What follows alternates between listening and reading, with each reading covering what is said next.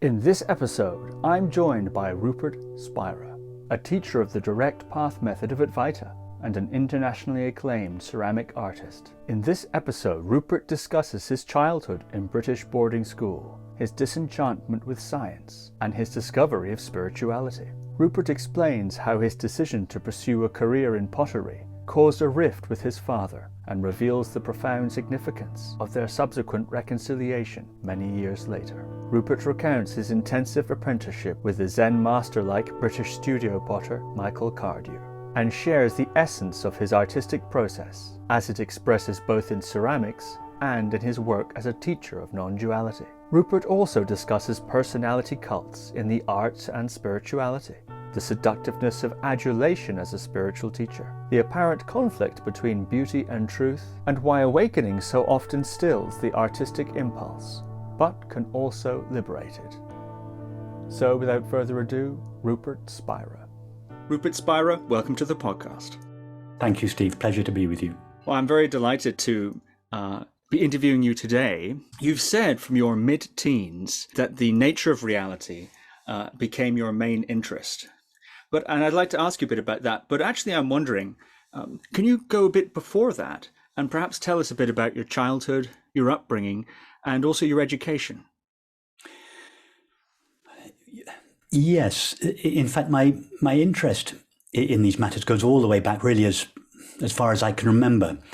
And not that I could say that I was interested in my childhood. However, I did always have a deep feeling. And my mother regularly reminds me that aged 7, I apparently said to her, I feel that everything is God's dream and that our job is to make it as pleasant a dream as possible. So I had this childish intuition articulated in the Christian language, because that was the tradition that I was brought up in, that reality was the activity of God's mind, and that our role as apparent individuals was somehow to bring the truth of that into existence, to share it in our lives. So this was a very childish intuition, which actually hasn't evolved very much. Obviously, the way I speak about it has evolved a great deal.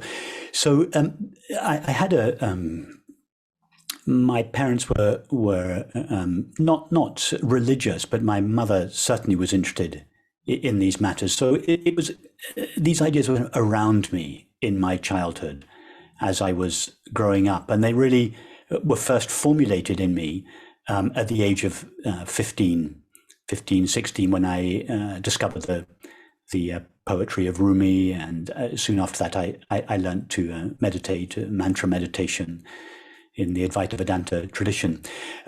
So just rewinding a little bit. So from the age of 7, I went to boarding school, and I was at boarding school for 10 years. Boys only, English public school system, with all the benefits and disadvantages that come with that. Perhaps not the time to go into detail about that. But such an education, it's a mixed blessing. There are some wonderful. It's a very good education, very classical education. There are some wonderful things that come with it, but it also has there's a price to be paid for being taken away from one's parents at such a young age, to be in an all-male environment. There is a price to be paid. So I was exposed to the full range of the English public school system. As I say, fast forward 10 years, mid-teens, I came in contact with the poetry of Rumi, the teaching of the classical Advaita Vedanta tradition. And up until that point, I had wanted to be a biochemist or to study medicine. But my kind of incipient career as a scientist took an abrupt change. At that time, I also came across the work of Michael Cardew, one of the founding fathers of the British studio pottery movement. So in my mid-teens, there was a big, really a big upheaval. I was introduced to the arts and to the spiritual tradition in the Sufi and Advaita traditions. And this really, from then on, really became the backbone, the foundation of my life. And I started meditating. I learned the Mevlevi turning. I learned Gurdjieff's movements. I started attending weekly meetings and so on. Very interesting. You've said that elsewhere that there was something in your studies as a biochemist or a budding biochemist. There was something about the scientific way of knowing that disturbed you and that you became disenchanted with eventually. Something about these are theories that are replaced by theories that are replaced by theories, and you had an urge to contact or find what can we really know is true. Yes, you're right. And in fact, this intuition was precipitated on one particular occasion when I was at school. It was actually after a physics lesson where it became clear to me that there could be, the way I formulated it to myself was there could be no end to objective knowledge. One could never reach certainty in objective knowledge. There would always be something more to know. What we know now objectively will always be replaced by something else. And that's the nature of objective knowledge. But that I realized that objective knowledge was not the way to explore or recognize the nature of reality, that it would be endlessly frustrating, one horizon after another, that there could be no finality there, no certainty. So this question formulated itself in my mind. What can we know for absolutely certain? What is not dependent upon the limitations of the finite mind? Is there anything that we can know for certain beyond or prior to the limitations of the finite mind? Now, I didn't articulate to myself quite as clearly as I am doing now. It was more of an intuition, and to begin with, it kind of gripped me in a kind of visceral way. But later, I formulated it in this way, and I think this was largely responsible for my disenchantment with the scientific. I can't even say that I had begun a scientific career, but that was the direction I was heading in, and I think this intuition put an end to that. I realized another way of putting it would be, I realized it could never be deeply satisfying. It would never satisfy those existential questions. Who am I really? What is the nature of reality?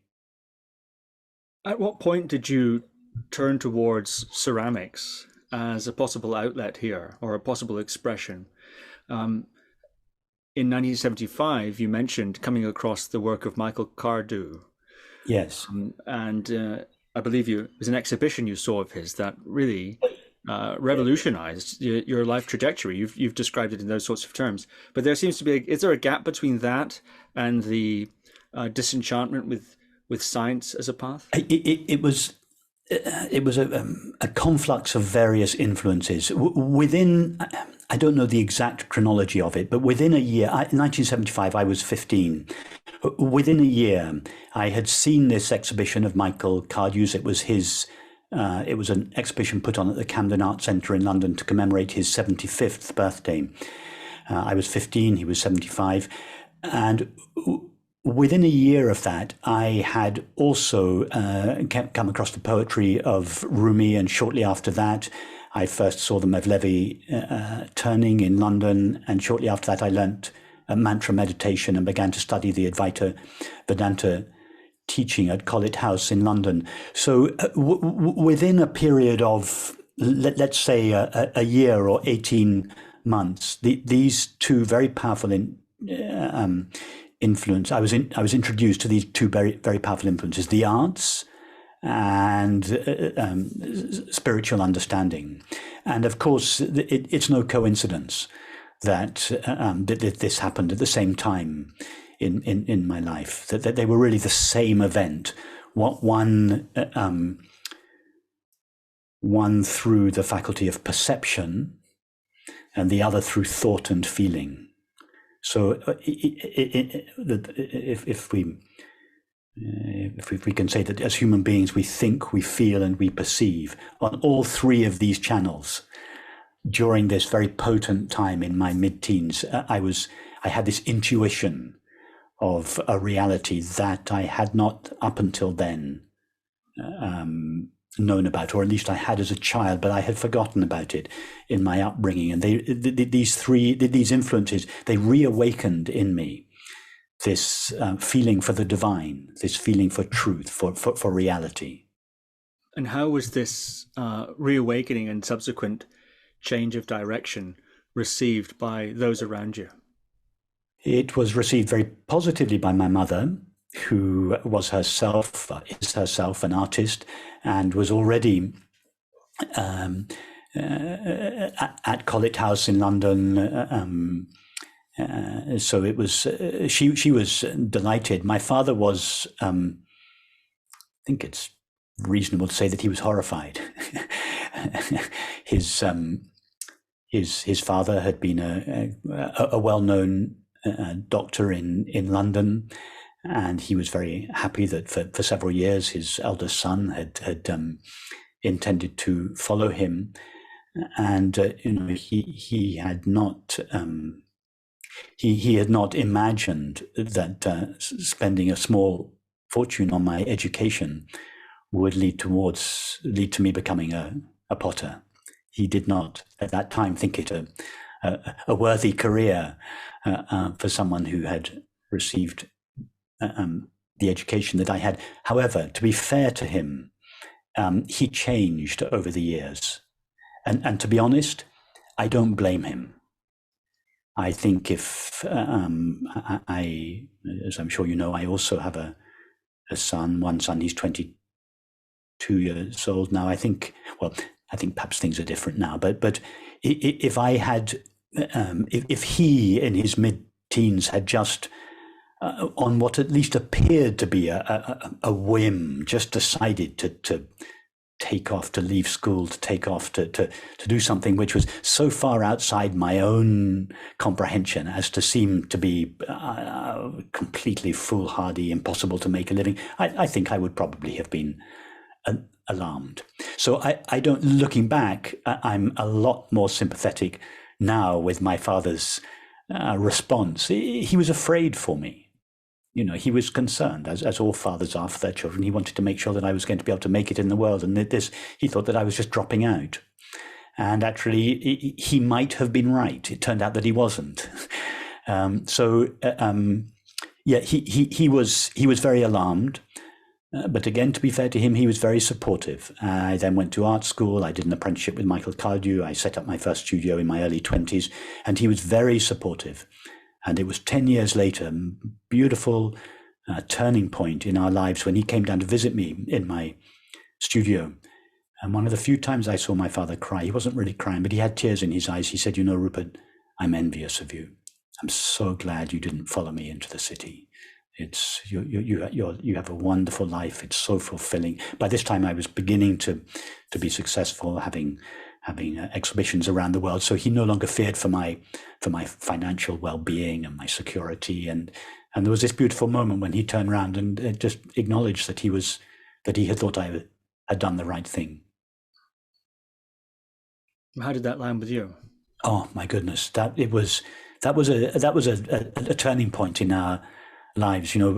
Most, if not all, children, but maybe sons, young men in particular, want the blessing of their father, want their father to feel good about them, to feel proud of them, and if one's father thinks negatively of one, it's a burden on one. So this was it was the first time that I had really felt his blessing since I was a young child. And it liberated me from a kind of a heavy burden, the burden of I never doubted my father's love. That was never in question, never doubted that for a moment. But I think as a young man, you need more than just your father's love. You need his approval, his support. And although he was never he never actually expressed it, but I could feel it, that I didn't have his total approval. And this weighed on me. I wanted him to feel good about me. I wanted his blessing. So when this finally came, I was probably in my late 20s now, perhaps 30. It liberated me from a sorrow that I didn't even really know was there. And actually, our relationship, it was very healing in our relationship too. We then, having had a difficult 10 years, really from then on, we just became closer and closer.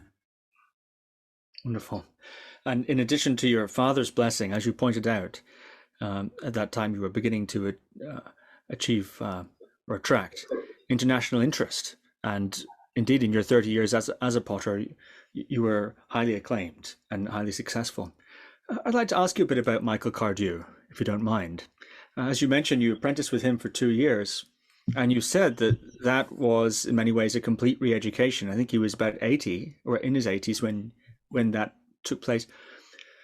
For those who may not know, who was Michael Cardew? In your experience, what sort of a man was he?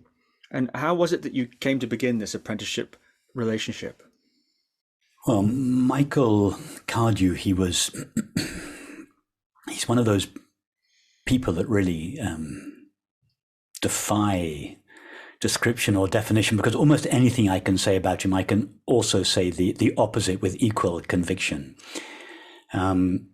He was highly intelligent. He had studied classics at Oxford. Then he had dropped out and tried to revive the English slipware tradition, first of all in Gloucestershire. Then the war came along. He went to Africa, Nigeria and Ghana for 25 years, and then came back, aged, I think, 65, to Cornwall, where he started another pottery, where I later lived and worked with him during the last 2 years of his life. Michael was a fierce, irascible, unpredictable, highly intelligent and articulate, but also he was very, very soft, very tender, and you just never know what you were going to get from one moment to another. And he always had 2 apprentices living and working in the house with him. It seemed that most of our time was spent cooking and gardening, and that we made pots in our spare time. But it was like a whole it was like a re-education. He was just unlike it. He was like an old Zen master.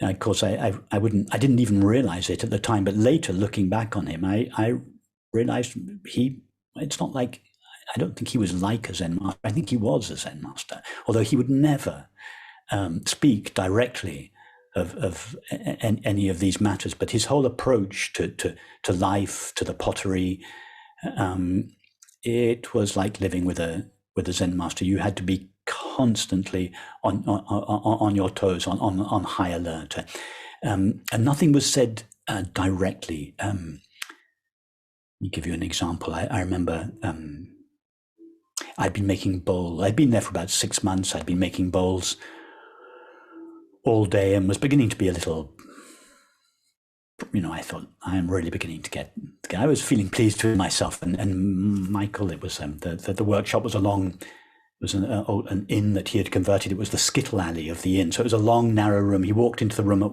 one end of the room and kind of made his way up through the workshop to where I was working at the other end. And then for a long time, he stood surveying these lines of bowls. I'm sure he didn't do it on purpose, but as he was doing so, I could feel my pride kind of rising as I presumed he was, noticing my progress, and I was expecting to receive my first proper accolade from him. And I remember I can close my eyes and see and hear him saying it now. He said, "Rupert, you haven't begun to take this shape into yourself," and left. And that was how the teaching worked. That was how the apprenticeship worked. There would be no more conversation about it. There'd be no explanation. It would be up to you to take the medicine and find out what he meant by it. make the necessary correction. On another occasion, I was turning the foot rings on a bowl, and he came in, and on a series of bowls, he came in and he said,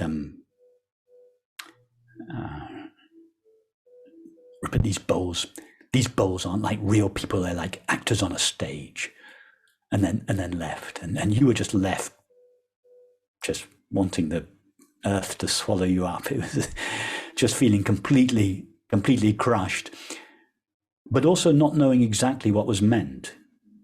You had to find out then what was meant. And then on another occasion, we were packing the kiln. It was this huge wood-fired kiln, and he had decorated a series of large dishes, and it was my job to pack them all in the kiln. It was rather precarious. I'd stacked them all up, one on top of another. There must have been 14, 15 or 16 of these big, beautiful painted dishes. And there were kind of bricks around. They were fired upside down on their unglazed rims, and there were bricks around each one. Anyway, I obviously didn't realize, but one of the bricks at the bottom must have been loose. Anyway, during the firing, they collapsed. Of course, we didn't know this because it's all sealed up, and the firing takes 36 hours. It's an old, big, huge wood-fired kiln. Then it takes a week to cool down. So after a week, we came to unpack the kiln, and all the dishes had collapsed onto each other. And then because the kiln's fired to 1300 degrees, they had all welded into this ugly, gnarled mass of split dishes with the glazes all kind of welded into each other. It was a terrible sight, and I had to go and tell Michael, who at that time was writing his autobiography. He used to have a kind of office up above the stable, and so I remember going to him. I mean, I was just in trepidation, shaking. I was so afraid. I remember going to Michael, and then I explained to him. He just smiled at me so gently. He said, "Rupert, don't worry. It won't be the last time in your life that something like this happens," and carried on writing. It was like, no, he couldn't have been, and no, never mentioned it again. It was just, so you just never knew. It was an extraordinary. You learnt by observation, by listening. It was never direct. It was you just had to, and this is why. I lived with him. I cooked for him. I gardened for him. It was like a total immersion experience, but it had a profound effect on me. He introduced me to a way of life, a way of thinking that was so at odds with my education. It was a real privilege to spend. And then he died shortly after I left, so I had the last 2 years of his life with him. Hmm. What was that contrast then? What between the education that you'd experienced and that had cost your father a great deal of money, and what you learned from Michael Cardew? What do you say? I mean, you've described these moments of Zen-like utterances. You haven't begun to take the shape inside of you, for example, or these bowls are just actors on a stage. They're not real people, this sort of thing. I'm curious, actually, in those moments, did you know what he meant? Could you see what he was pointing to? And then it took time to understand how to make it not so? Or no, at the time, I immediately didn't see what he meant. And that was really part of the education. One was refining one's own way of seeing. And that took time. It took time for one's own faults to become apparent. And he was not going to come up and describe them to me. He was criticizing the bowls. He wasn't saying anything about me, but the bowls were an extension or an expression of my attitude. So you had to go inside yourself. You had to find the place in yourself from which your work was coming. That's where the adjustment. It wasn't like just changing the shape of something on the outside, because the outside was just corresponding with the attitude on the inside, which had given rise to it. So it was, but you had to find that for yourself. And it was a process of combination of conversation, observation, trying over and over again. Michael's son Seth worked in the studio, and another apprentice as well. So it was a non-rational exploration. If I had asked Michael, what do you mean I haven't taken this shape into myself? Well, he was extremely articulate. He probably could have said something about it, but the training took place below the threshold of the rational mind, whereas much of my education up until that point had been directed towards the rational mind.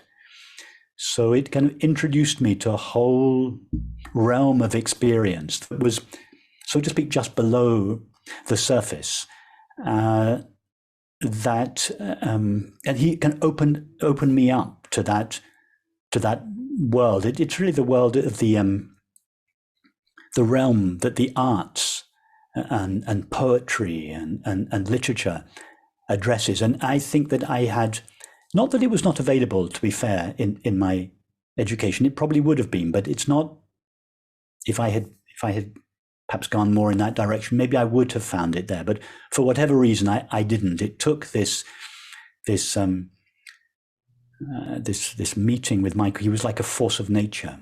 It took this meeting with him to open me up to this whole new possibility. The possibility, for instance, of really, it's the experience of beauty, the power of beauty, the power of an object to somehow cut through the conceptual edifice through which we perceive reality, and to take us directly to that experience. What Cezanne said when he said that I want my work to give people a taste of nature's eternity. I don't want to describe nature's eternity to people. It's much more intimate than that. I want them to have a taste of reality.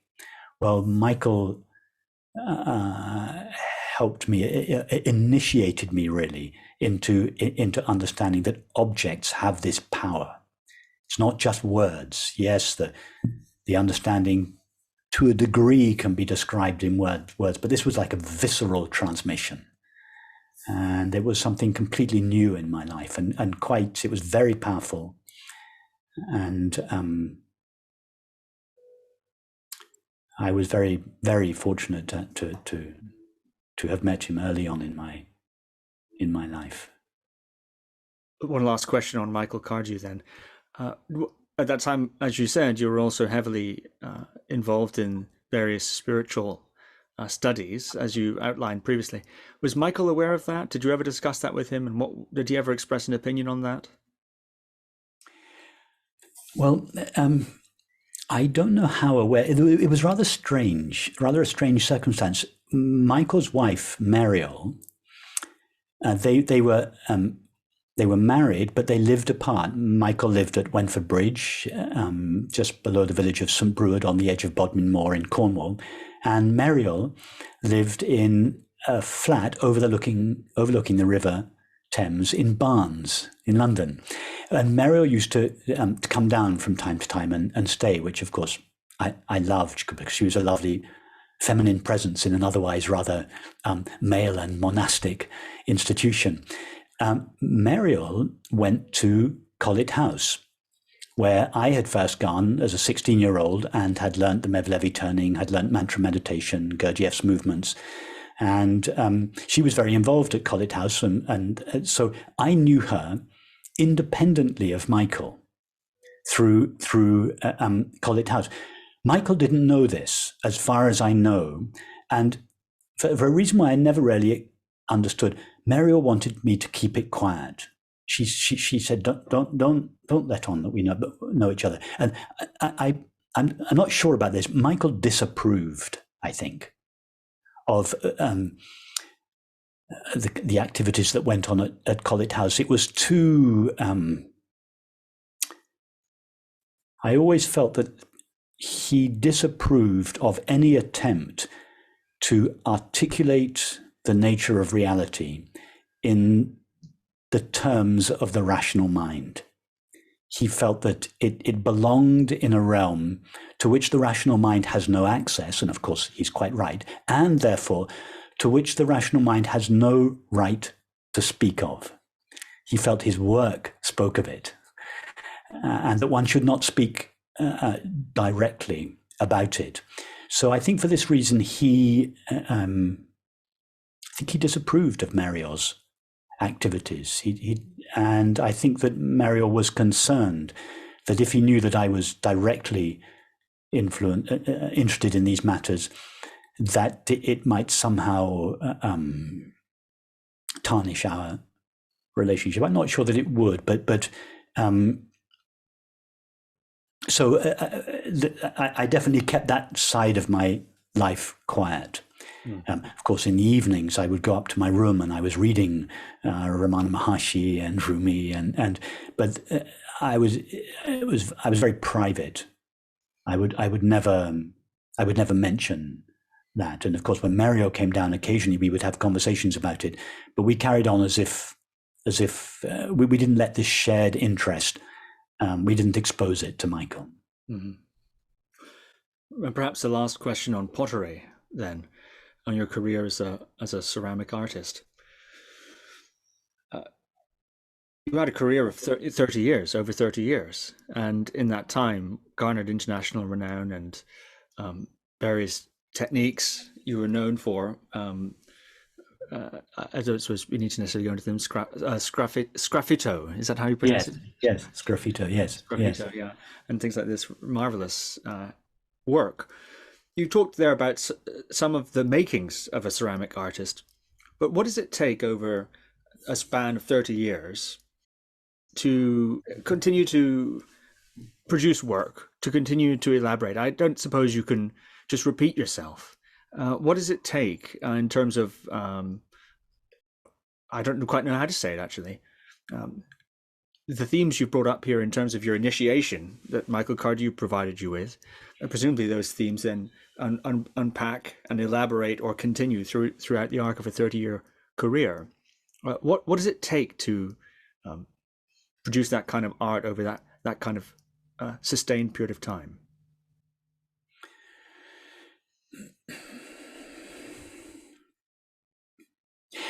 I always felt that I was looking for something, wanting to express something. Now I would call it beauty. I don't think I conceptualized it to myself in those terms at the time. But there was always a certain quality that I was looking for in my work. Whenever I was in a foreign city, I'd always go to the National Museum or the archaeological museums, and when I saw the collections of the ceramics, particularly of the Far Eastern traditions, the Chinese, particularly the Korean, there was a certain quality in these works, and I always had the feeling I want that. I want to make pots with that quality, that expressive, that communicative. And I always had the feeling that I was failing. So there was always a feeling that I was approaching something, refining and refining and refining this intangible quality, which was nevertheless the most important thing about any object that one made, and was truly its expressive power. And so there was always this elusive and yet unformulated goal towards which I felt that I was approaching, or always failing to a greater or lesser extent. And it was this sense of always failing, always being dissatisfied that kept me going. So there was I always knew at least what the next step was. I always felt I was being pulled forward, so to speak. And all I needed to know was the next step, because you can only ever take the next step. There was always this feeling. As soon as I had worked for 2 or 3 months, had a firing, looked at the pots. As soon as they were out, I lost interest in them. Now you might think that's the interesting bit. No, that's not the interesting bit. As soon as you look at them and you immediately see what's lacking in them, I just wanted to put them on one side to get them out of my sight. I wanted to go back to my studio and start again, try again. So I'm making the same thing over. I was making, to begin with, tableware, but more and more Latterly, I was just making bowls. I would just want to go back. I'd make them over and over again, and then each time there would be this confrontation with the firing. You'd see, I felt like the Zen master who said, all I see are my mistakes. When you unpack a kiln, if there was ever a visitor there, they are these marvelous things coming out of the kiln. No, I never saw any marvelous things coming out of the kiln. All I could see were the things that were wrong. All I could see were my mistakes. And then there was this impulse to go straight back into the studio and rectify those mistakes, try to make something that approximated more and more closely to this idea of beauty, for want of a better word. But then I noticed that towards the end of that 30 years, that the next step ceased appearing.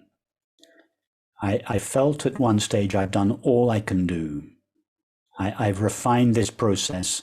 I've taken it as far, and I began in the last couple of years, I began to get this feeling, there isn't a next step. It doesn't mean to say that I felt that I had arrived. There was never the feeling of having arrived, but it was like I was no longer being pulled inexorably forward towards this goal. It was as if it kind of petered out. I had the feeling a number of times in the last few years, I've done everything I can do in this medium. And of course, no coincidence at all that at around that time I wrote The Transparency of Things. I began to speak about these matters, and over a period of a couple of years, I began using a different kind of medium. As I said once, I started making bowls out of words instead of bowls out of clay, and that was no coincidence, of course. That my work as a potter, just over a number of years, it just came to an end as this new possibility opened up. And what's interesting, and it's really uncanny, is that the trajectory of my life as a potter is almost identical to the trajectory as my life as one who speaks and writes about these matters. I started off with I did my apprenticeship, so to speak, with Francis Lucille. I was utterly devoted to him, as I was to Michael Cardew. In both cases, their words were gospel. I surrendered myself, to use kind of traditional language. I kind of surrendered myself to both of them. I surrendered any desire or will that I had. I just put myself under them to absorb and imbibe and learn what they had to give, because in both cases I recognized something that's what I want. And so there was this apprenticeship, which lasted longer with Francis than it did with Michael. It was 13 or so years, and then I never moved away in my heart, but I stopped attending meetings and retreats. Was the equivalent of starting my own studio. I left Michael Cardew's pottery. I started my own studio and started making my own things. I did the equivalent with Francis. I left. I started holding retreats at Church Farm, and just as I had done with Michael, the first bowls I made were very similar to Michael's. I remember the head of ceramics at Bonham's auction house said to me once after a few years, "Rupert, when are you going to stop making pots like Michael Cardew's?" And it had never occurred to me to stop making pots like Michael Cardew. I was just naturally doing what came naturally to me, and I had trained with Michael, so inevitably I had imbibed his language, and that language was evident in my own language. It took several years for Michael's language to fade and for my own voice to begin to express itself, and exactly the same happened with Francis. When I started giving my own retreats, I've no doubt that my language, my metaphors, my lines of reasoning were all highly influenced by him, because I had surrendered my mind so deeply to him. It was only over the years that slowly his voice faded, and my own voice began to take over. And so the way I express myself now is almost unrecognizable from Francis, just as the pots that I made towards the end of my career as a ceramic artist were completely unrecognizable. You would never have known that I was a student of Michael Cardew's. But it takes time. But I noticed it was the same process, just as I was making the bowls over and over and over again, refining and refining and refining and refining. It's exactly the same process. Speaking about these matters, which is really always the same matter, the nature of reality, the nature of the self. But speaking about it, every time I speak of it, it's a refinement. It becomes more economical, clearer, cleaner, more precise, more experiential, more efficient. And the same process is going on. And I sometimes wonder, because of the similarity of these two apprenticeships, these two careers, for want of a better word, although I'd never suggest what I was doing now as a career, but I sometimes wonder whether they will end in a similar way. Remember I said about the pottery after 13 years, I over the last couple of years, I thought a number of times, there's nothing else for me to say in this medium. I've said, I've gone as far as I can go. I've stretched the medium as far as I can go. This is no longer the right medium. And I sometimes wonder with my love of language, my desire to express the non-dual understanding with these clean, clear, efficient pathways, lines of reasoning, and speaking about the same thing over and over again, refining my language. I sometimes wonder whether in a number of years' time, I'll feel I've done everything I can do in words, that I now want to express myself in a different way. What would that way be? I think it would go more towards silence. I think that would be the final medium. First of all, it was clay, and it was words. So there was a refinement from clay to words. And then I think the natural refinement would be from words to silence. And in fact, I notice it now, not so much in my online meetings, because it doesn't work so well online, but I certainly notice in my live retreats, having started them again, there's more and more silence. There are less words, more silence. I think that's the way it's tending. So we'll see. But I wonder whether the similarity between these two trajectories is so uncannily similar.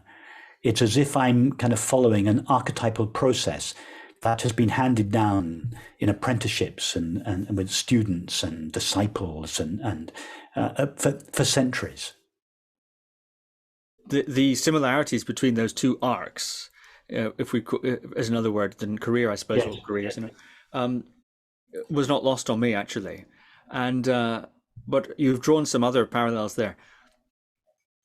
One of my questions that I had planned to ask you a bit later was, you are quite prolific, actually, and in your retreats, you said now it's tending more and more towards silence, but in your retreats, the format is very often dialogue with people as one of the main ways of expounding on the themes of your work. And I was going to ask you, from where does this energy come from? Don't you ever get tired of striking that note? You've described your teaching as very simple teaching, and you said you've learned only a very simple thing, and then it's just expressing that in all these different ways. I wonder, but now hearing you talk about your relationship to your ceramic work, now I perhaps begin to understand a little bit more about that. I'm curious if you have the same relationship to your teachings as you did to your pots when they came out of the kiln. Perhaps I'll say one more thing about that. I remember on one occasion I attended a talk of yours in San Jose, and sitting next to me was a friend of mine who's also a very acclaimed author, and we were sitting there, and he was talking to me about what you were saying, but not the content of what you were saying. What he said it was I can't quite replicate the tone, but he said, the thing about Rupert is he just speaks, and you could write it down and it would be a book. He was commenting on just what you said, the way you speak. And I know that, for instance, your team sent me this book of yours, Being Myself, and it's more or less a transcription of what you say. Yeah. And of course, maybe some edits here and there, but you do speak as if you're reading from your book, which then comes from what you've spoken. So anyway, I'm wondering, do you have the same relationship to your teachings like this book? Does this book look like one of your old pots to you? In a way, it does.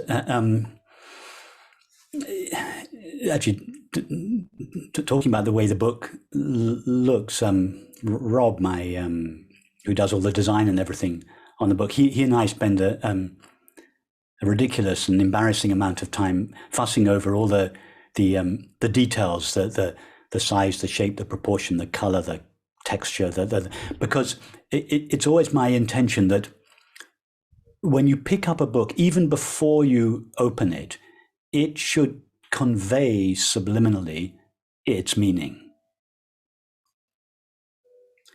And in fact, the best compliment I've ever had from anyone about any of my books was an email I received from someone who, I can't remember whether, I think it was the book that preceded Being Myself, Being Aware of Being Aware. He said, I picked it up, and he said, I just held the book in my hand and looked at it in its cover. And the experience took me, doing so took me to the experience of being aware of being aware. It was a beautiful, he didn't realize, I don't think, but it was, to me, that was like the highest compliment, the non-verbal experience of just holding the book, looking at it. It had conveyed its content. And of course, the same was true of my work as an artist. That's what I wanted to subliminally convey in a pre-verbal way. I wanted my work to take, like Cézanne said, to give people a taste of nature's eternity. But to go back to what you said about being prolific, I was very prolific as an artist. Not that I made a lot of pots, which actually I did do, but it was my life. It was never my work. It was never. That's why the word career that I used 5 minutes ago was inappropriate. It was not a career. It was my life. It was.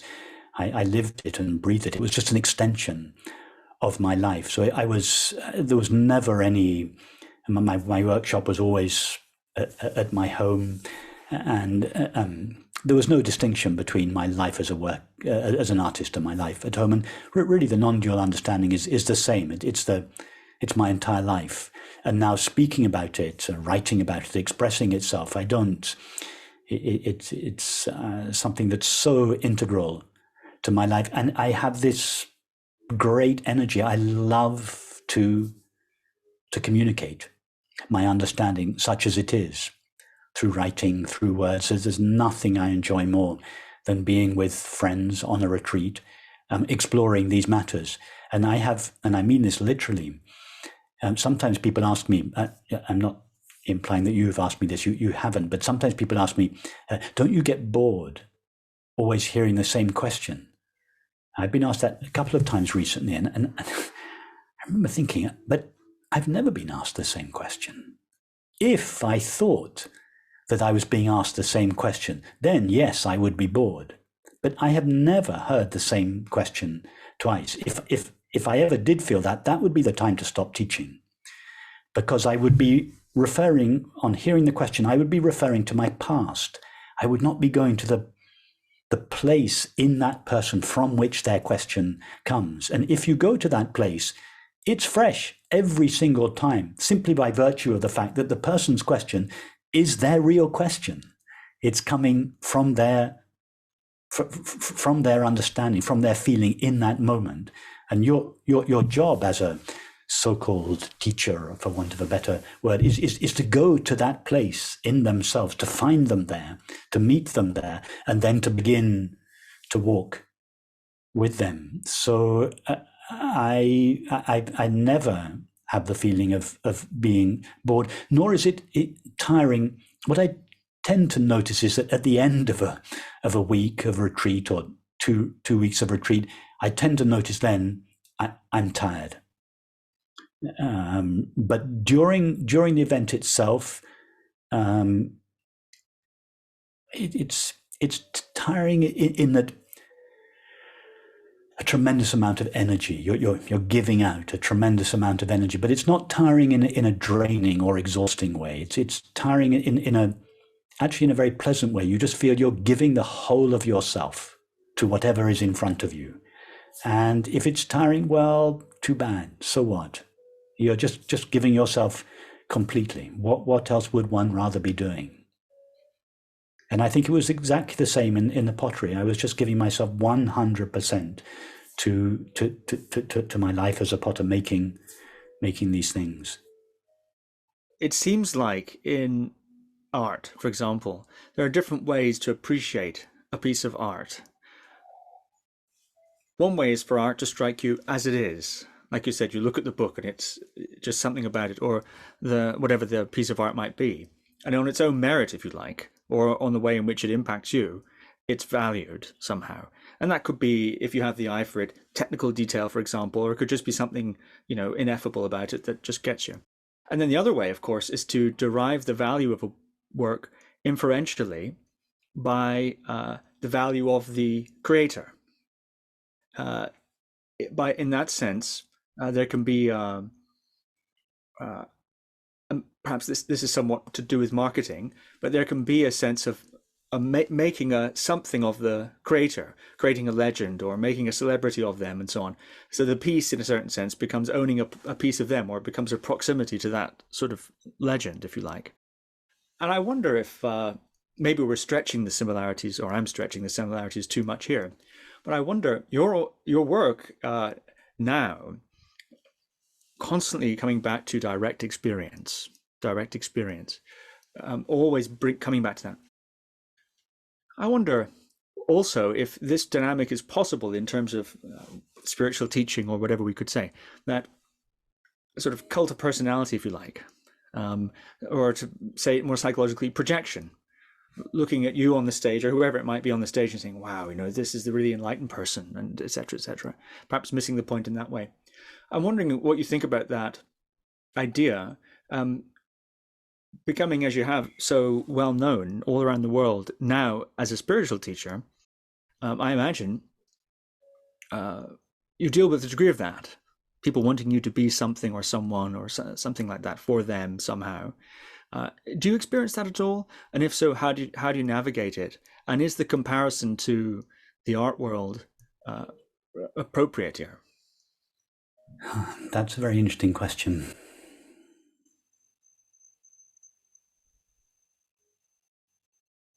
I think what you say is very true in both worlds.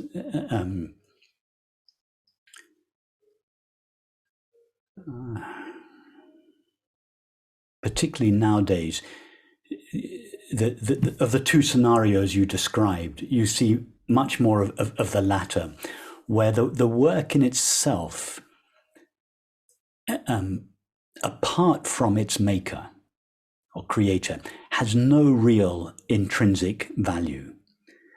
And I don't mean intrinsic value, I mean has no real aesthetic or even intellectual value. It's a symbol of the maker. And as you rightly say, by owning a piece of the art, you feel that you somehow, if not own a part of the artist, you subscribe to a club that is run by the artist. And by doing so, your own sense of yourself is aggrandized by association.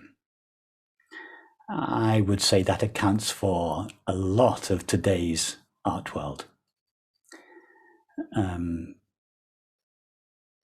Now, going on, transferring that to the spiritual realm, I think a lot of that also takes place.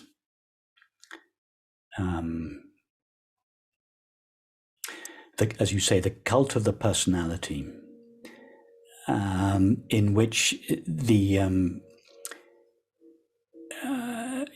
your affiliation with a particular person is cultivated and promoted by the person, and in a way that becomes that becomes primary in the relationship. Ironically, one's ego, one's sense of being a separate self is aggrandized by association with a person who in this particular field is considered to have a certain stature. And ironically, in this field particularly, when so much of spirituality is about the diminishing of the sense of separation or the ego. So to what extent do I feel this takes place in my life? For the first couple of years, when I started speaking about these matters, I was not aware of people's projection. I was naive about this. And but after a couple of years, I couldn't help but notice it. And I also realized that it was naive of me not to notice it, but that also it was not only naive of me, but that it was my responsibility as a so-called teacher, by putting myself in the position that I was in, speaking, holding retreats, holding meetings.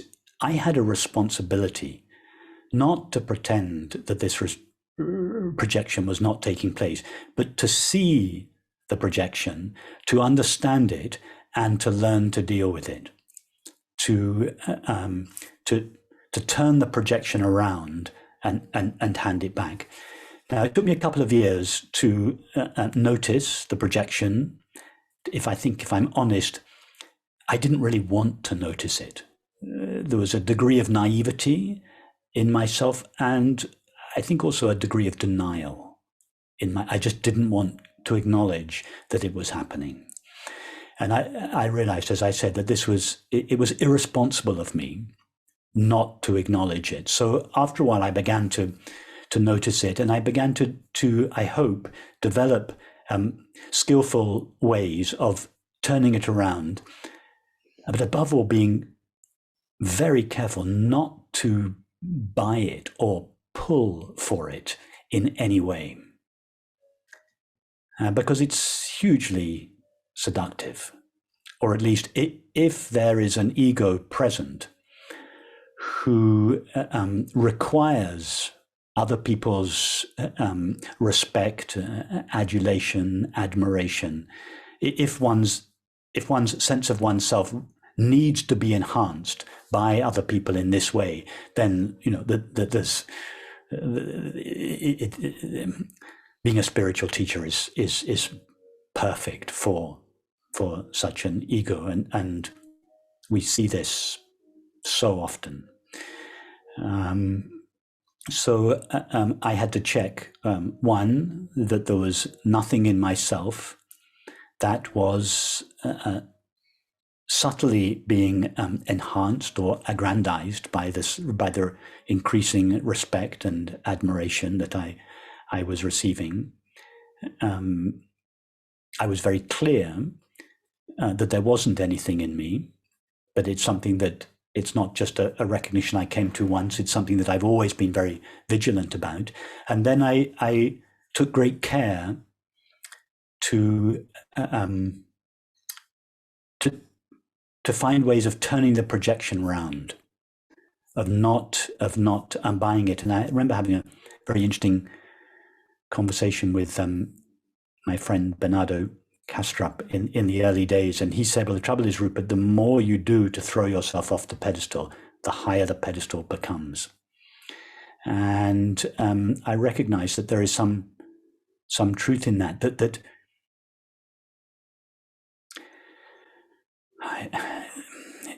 for instance, I recognize at least that one can seem to try to throw oneself off the pedestal, whilst at the same time subtly pulling for people's attention.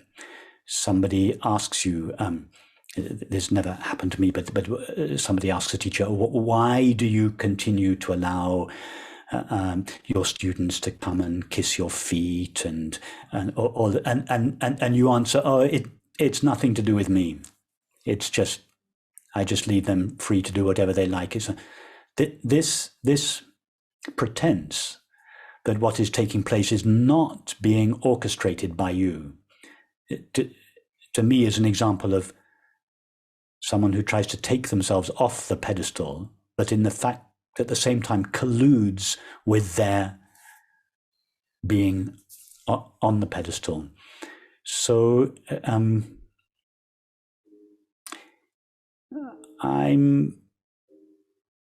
I take a lot of care in my retreats not to send any message whatsoever that I'm different from anybody else. And of course, no one would actually say that, but there are ways that one can behave. One can behave in such a way that you convey this attitude subliminally. For instance, I remember the first time I went to Omega, and the first time I held a retreat there, I was being shown around the I think you've taught at Omega, haven't you? So you remember the big dining hall there where seats 400 people, and so I was shown around, and then the person showing me around said, and then this little room here, this is where the teachers eat. And I remember she took me into this miserable little room, shut off from everywhere else, where I was supposed to have lunch and dinner on my own. I looked at her and said, "You've got to be joking. You expect me to have dinner in here on my own? But what about all the people that are attending the retreat? I want to be." "Oh no," she said. This is so that you can be apart from them, so that they won't bother you. So and I realized. So of course I never use the room. If I'm on a retreat, I just sit down at a table like everybody else and join in the conversation. And actually, it was on this last retreat on the West Coast at the Mercy Center. I think I said during a meeting once, we were talking about this, and I said, there's nothing I like more than sitting down at a meal with a whole group of you around the table and to be completely ignored by you. It's like nobody stops talking. Nobody turns to you in a deferential way. No. It's just like you sit down like everybody else. 10 minutes later, your next door neighbor might turn around and say something to you. But I go out of my way to be exactly the same.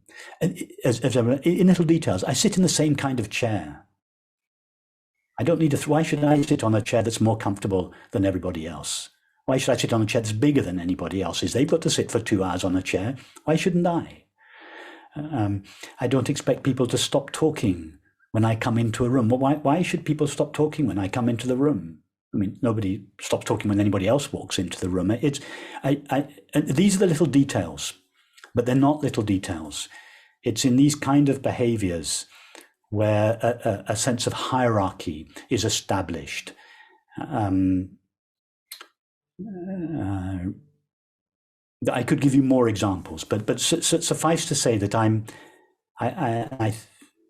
think I've searched my heart. I think this is 100% genuine. I do my very best, and I say to people, please do not think of me or refer to me as a spiritual teacher. I do not consider myself a teacher. I like friendship. I want to be your friend. I want you to be my friend. It's like a kind of spiritual friendship. That's the quality of this relationship. There's absolutely no hierarchy in it. If you're asking me a question, you temporarily become a student. I temporarily become a teacher. But if I ask you a question, then I become your student and you become my teacher. And in the absence of any question or answer, we're neither a teacher nor a student. We're just friends with no hierarchy at all. So I think that's very important. And I think it's in these little details that the real teaching takes place. I think this is where you can really tell the quality of a teaching, not just in the fine words that are used, but in the actual quality of the relationship that takes place in the community of people that gather around the teaching. Sorry, that was rather a long-winded answer. I hope I've responded to your question there. You have, yeah. And you're right, it's not only the grand behavior, it's also the guru doth protest too much kind of behavior.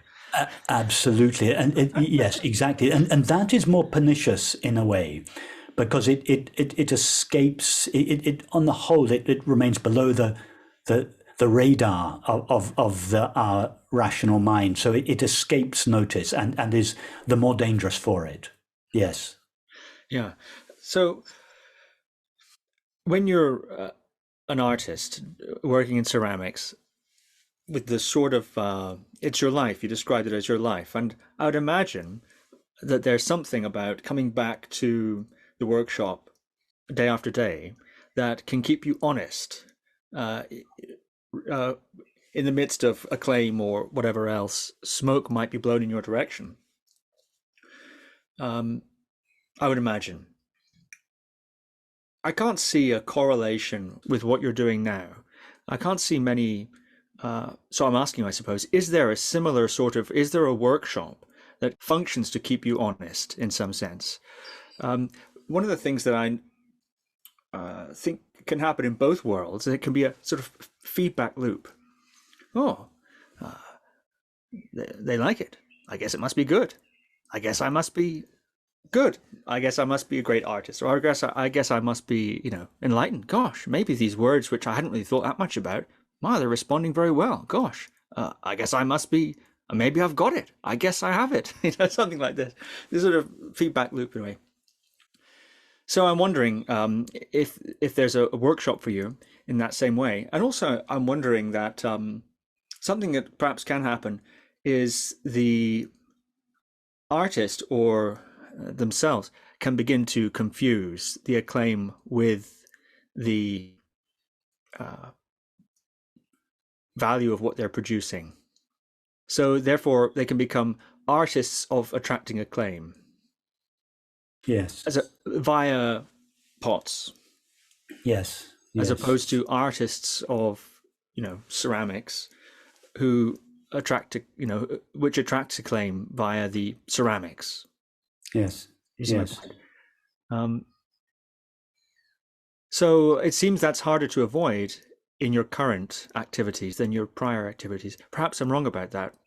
You're right, because as an artist, it was my work that went out into the world on my behalf. I just spent 30 years in my studio. So the acclaim was indirect. Whereas what I'm doing now, it's me as a person that goes out into the world, and it is me as a person that receives the acclaim. So it's not true of all artists who become public figures, but I was very private as an artist. I spent my life in my studio. I never went anywhere for 30 years, except for, when I was having an exhibition or my family, of course. But so I was never a personality as an artist. I was rather reclusive. I just spent my life in my studio. Whereas now it's obviously, I go as a person to speak at meetings and retreats. So the acclaim is direct.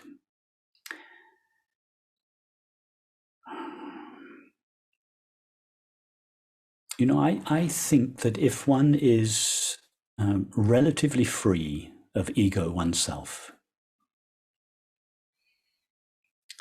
I don't mean to say that one is perfect. I don't think anyone is perfect, but to the degree that one is free of ego oneself, that message is subliminally conveyed without having to speak of it.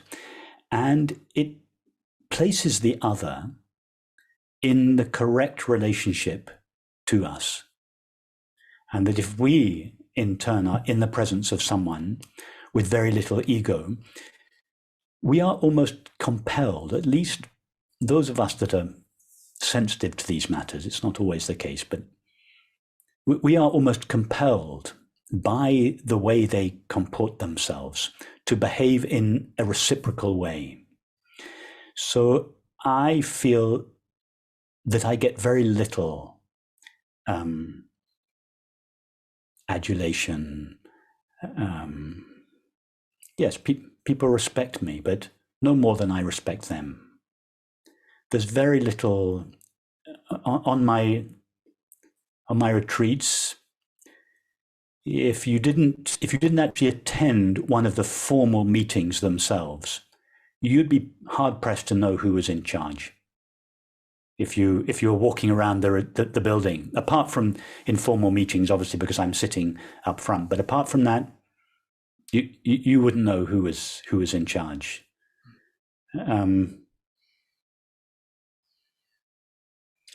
So I don't feel that now. I feel people are. I think the quality of people that come to my meetings and retreats is so high. They're such a refined group of people that they are not themselves people who need to make me into a great personality, a great teacher. Because that's an ego that needs to do that. And even if someone does come to begin with that attitude, they get taken up by the group of friends, the people that have been around this teaching for a while, and they very quickly that projection is dropped. That they learn from the others, from the old timers, very quickly that this is we just don't do that cult personality thing. After a couple of days, people get the hang of it. So I don't really feel it's something I have to deal with very much now. Yeah, very fascinating. Thank you. So we have only a little time left, and we haven't really talked much about your teachings themselves, but that's a little bit deliberate. I think it's been so fascinating what you've said, and you've actually said an awful lot about your approach. And of course, I mentioned you're prolific all over the internet. Just type in Rupert Spira on YouTube, and many interviews going into great depth, yes. many talks going into great depth. So that's all readily available, and I'd encourage people to check it out. A couple of questions though in that area. You've said, this is, I think, a great quote, I modeled myself from Ramana Maharshi for 20 years and failed spectacularly. Yes. And that's very interesting. And you also said, and now we're covering a lot of ground in two statements, that your time with Francis Lucille helped you resolve an inner conflict you had between your love of truth and your love of beauty. Yes. I'm wondering if you could explain those two statements. Yes, certainly. Well, when I was young, I had these two loves. I loved these two overriding interests. I'm talking now kind of my late teens through my 20s when I had my first studio, my first workshop. By day, I would be making objects, making pots. You could hardly get an earthier profession than making pots out of clay and water and fire. And by night, I was going back to the converted barn where I lived, practicing mantra meditation, studying Ramana Maharshi. I was passionately interested in truth or reality, for want of a better word. So I had these two loves. And of course, the third aspect of, I also loved love itself. I loved relationship. But there were these two main interests, truth and beauty. But in the classical system of Advaita Vedanta, as you well know, the approach very often starts off with a negation of objective experience. I'm not my mind, I'm that which is aware of my mind. I'm not the body, I'm that which knows the experience of the body. I'm not the world, I'm that which perceives the world. The classic neti, I am not this approach. And some traditional schools of Advaita Vedanta don't go further than that. And I don't mean any criticism by that. It's a valid path, but they stop at what I call the inward-facing path, this turning of the attention away from the content of experience back towards the source of attention, awareness itself. And that was the path I was initially on. And so in this approach, there was it was very mild in my case. There was no in the teaching that I was studying, there was no rejection of the world and the body, but it was not really included in one's meditation, in one's exploration. Now, by day, I was making objects out of clay, water, fire. So there was a contradiction here for me. I loved making things, objects, and yet philosophically, I was always turning my attention away from the objective content. That the world was considered a distraction. Objects were considered to be made out of stuff called matter, as opposed to one's true nature of pure consciousness. So there was this tension, this conflict between my love of objects and my interest in that which knows the objective content of experience. And this was a source of conflict for me. I felt that these two passions were somehow mutually exclusive. And it was supported, at least subtly, by the classical Advaita teaching. And it wasn't until I met Francis, and it's one of the things that I'm perhaps most grateful for, that I realized that my love of truth and my love of beauty are, in fact, they're not mutually exclusive. On the contrary, they are the same love. That beauty is just the name we give to reality when we approach it through perception. And truth is the name we give to reality when we approach it through thought.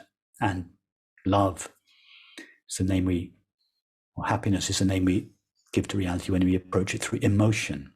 But I had considered truth and beauty to be opposite and therefore in conflict with each other. And it wasn't until I met Francis that I realized that this was a misunderstanding, that they were in fact two facets of the same love, and really that reconciled something that had been really very troubling for me. And in fact, my career as an artist kind of began to take off then, because it was I no longer felt apologetic about it. I had felt apologetic, at least to a degree, about it because it somehow conflicted with my study of the Vedantic tradition. Now that this removed that conflict, and it enabled me to give myself 150% to my work as an artist without holding anything back for the sake of truth. Yes, that's quite remarkable. That's quite remarkable indeed. What did it do for your search for truth, or your study of truth? That's what it did for your art. What did it do for your study of truth? Did it bring something to that? Or open that up in a similar way that it opened up your ability to give yourself 150% to your work as an artist? Yes, I think up until that time, my love of truth had been something that I kind of explored in private in my bedroom early in the morning and late in the evening when I wasn't at work, when I wasn't doing anything else. I never spoke about it to anyone. It was a private interior exploration. And of course, it carried on during my day, but it was something inner, private, inner. I think this removed, and of course, my interest in beauty was to do with my work in the world, objects, materials, activities. And this I think it removed not only the conflict between my love of truth and my love of beauty, but it brought my love of truth out into the world. It ceased to be something private. It integrated more with my everyday life. This barrier between my internal life and my life out in the world, it began to diminish. I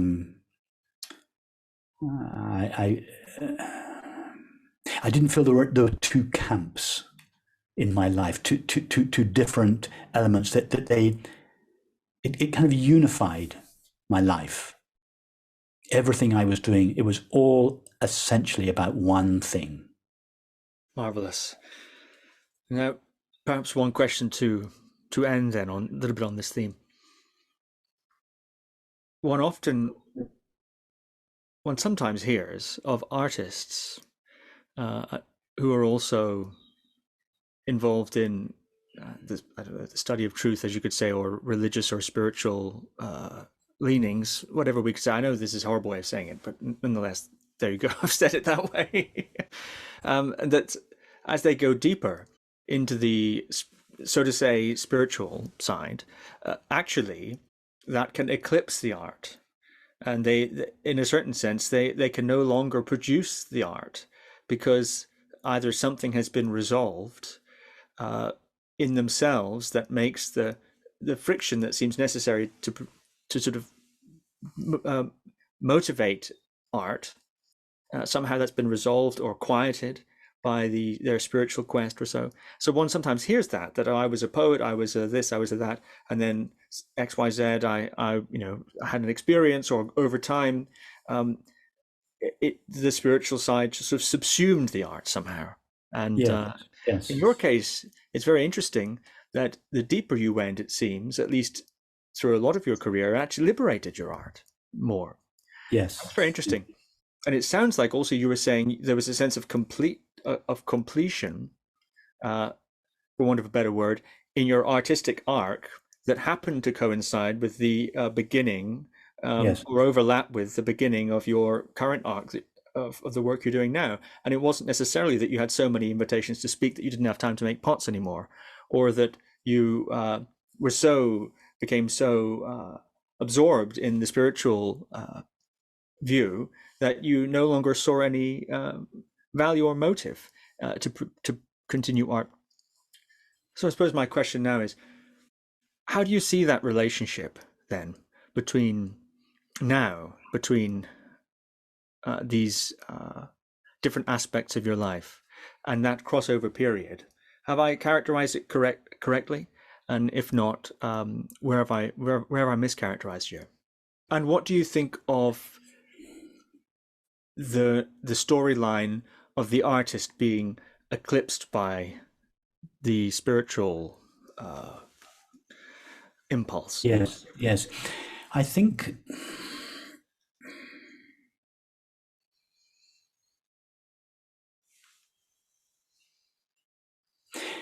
for many artists, suffering is the fuel of their work.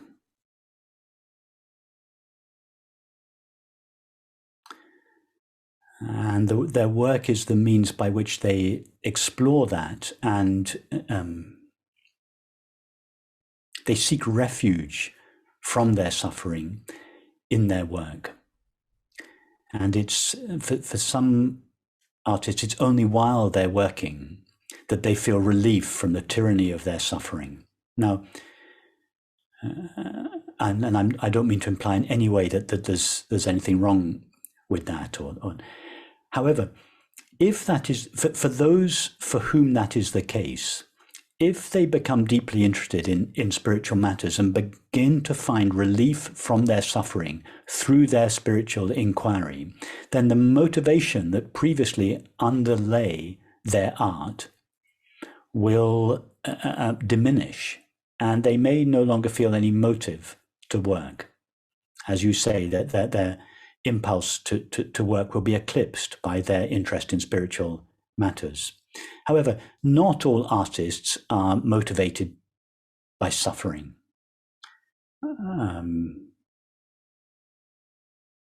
It's quite possible that one would be motivated as an artist to penetrate through, as for instance Cézanne was, to penetrate through appearances, to somehow apprehend the reality that is appearing to us as the world, and that one's art is the means by which one makes that exploration into the reality of the world that we perceive.